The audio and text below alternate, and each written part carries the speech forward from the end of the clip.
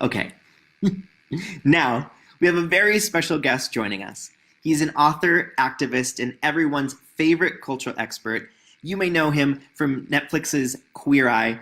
Get excited for my friend Karamo Brown. Hey, my beautiful friend. Hi, how are you? I'm good. I wish I was all clear like you, but my Wi-Fi sucks. Listen, this is the challenge of the pandemic in 2020. We're all figuring out how strong our Wi-Fi is. Exactly, seriously. So I've been sort of starting each Q&A that we do. I know I briefly said, how are you? But I think that feels like a little insensitive. So I like to start with, how are you doing today? Because I feel like every day is different. I feel good today. I woke up with a bit of a cold, and so I'm just nursing that. I'm Mm. still trying to figure out how to get a cold when you're not around anyone. Like I'm kind of trying to figure out, well, how did this happen? But other than that, I'm excited to be here with you and everyone else. Awesome. Well, thank you again for joining us. Now, Karamo, not only are you on Netflix, but you have like an incredible career. You've written a ton of books, which I'm almost finished. I've got two chapters left with all the things that I tapped here. Oh, wow. But you also have a children's book called I Am Perfectly Designed, which you wrote with your son, which talks all about self-esteem and being kind to yourself. I'm hoping that you can tell us why these messages are so important, specifically right now.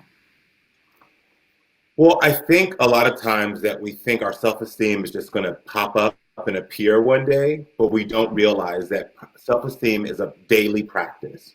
Whatever messages you're taking in, the messages that you believe, the messages that you repeat to yourself is what creates your self-esteem. And so, especially in this time when things can be very uncertain, when we are unsure about what tomorrow will bring, where we feel like relationships could be lacking, and if we're playing a part in that, all of that affects your self-esteem. And so I think it's super important to make sure that you practice compassion and kindness to yourself each day, so that way you know what, okay, things may be a little bit odd, but I'm still okay. Tomorrow will be better.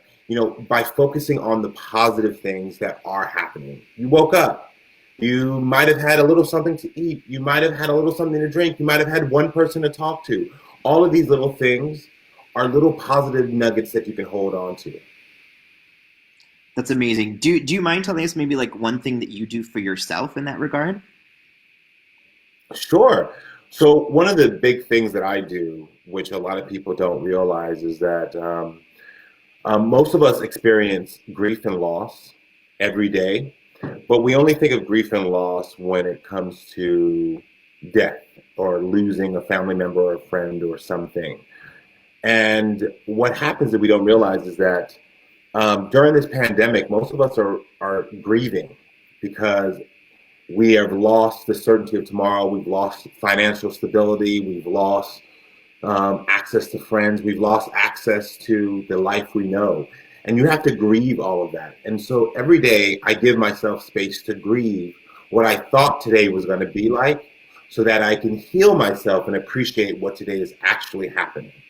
And so by doing journaling, I get the thoughts that are in my head out of my head and put them out in the world. Because when you keep the thoughts in your head, I promise you, it only gets worse and worse because it begins to fester and get bigger. So you have to get those thoughts out. And then once you get those out, you can realize, like, yes, I'm sad that this isn't happening. I'm sad that this is gone and that I no longer have this. And then you can start to heal and grieve that you lost. Oh my gosh, that's so helpful. I never thought about thinking about what we've lost as grieving. I think you're right. We always assume or equate that to death, but like there's a lot of things that we don't have anymore. That's super helpful. Um, Yeah. you're very well known for helping others work through their emotions. It seems like from the outside, and as your friend, it's sort of your way of giving back. Now, what are some other ways of giving back that maybe some of our audience could try out? Sure. I mean, well, in this time right now, if you don't feel like you have the capacity to just reach out by phone or by email or by text message, one of the things that you should first of all do is be compassionate with yourself. I mean, right now, a lot of people put a lot of pressure on people to say, well, you have all this time, you should be communicating with everyone. And that's actually not necessarily true because people don't realize that we all grieve and need to heal and process information differently. And so just because you're on TikTok dancing doesn't mean that I have to be on TikTok dancing. And just because you've been able to call everybody doesn't mean I have to call everyone. And I think that's an important first step for people to realize. But then once you think about the days that you do have the capacity, if you are willing and able, reach out by phone, email, text. But then also other things you can do is, think about your neighborhood.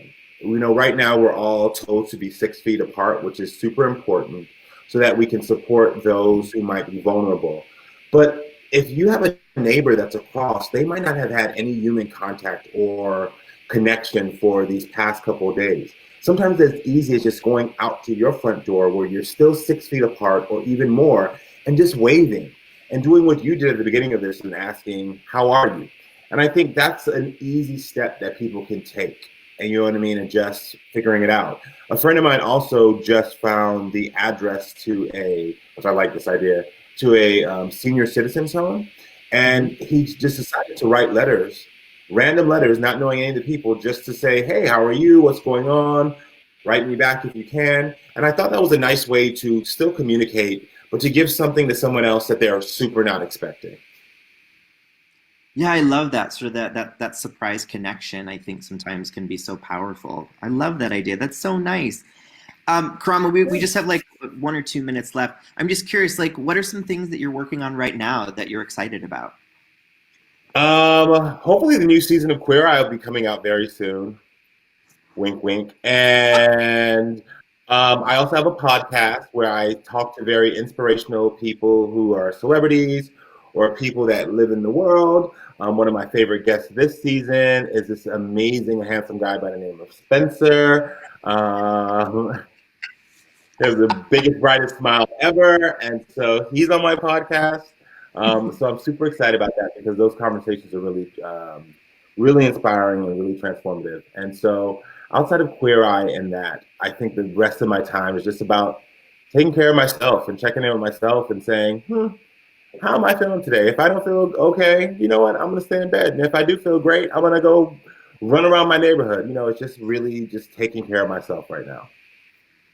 Awesome. Well, Karamo, thank you so much for all the light that you bring to the world through the show and through all the mediums that you use to, help support people. And we're excited for your new season of your podcast. Selfishly, I am too. And we hope to talk to you soon. Thank you so much for joining us. It's so nice to see you again. I love you, my friend. I really do. And next time we talk, I'm going to have better internet. Okay. I love you too. Thanks for joining us. We'll see you later.